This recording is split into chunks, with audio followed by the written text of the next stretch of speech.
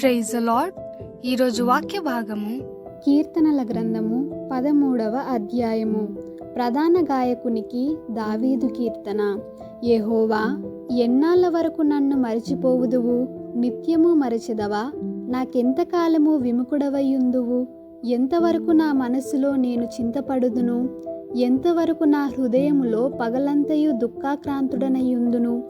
ఎంతవరకు నా శత్రువు నా మీద తన్ను హెచ్చించుకొనును? యెహోవా నా దేవా, నా మీద దృష్టి ఉంచి నాకు ఉత్తరమిమ్ము.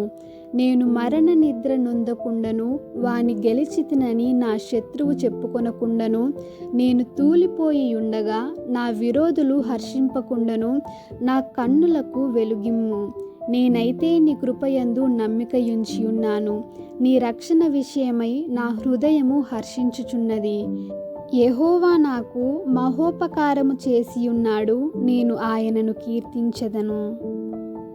దేవుడు తన పరిశుద్ధ వాక్యమును దీవించునుగాక. ఆమెన్.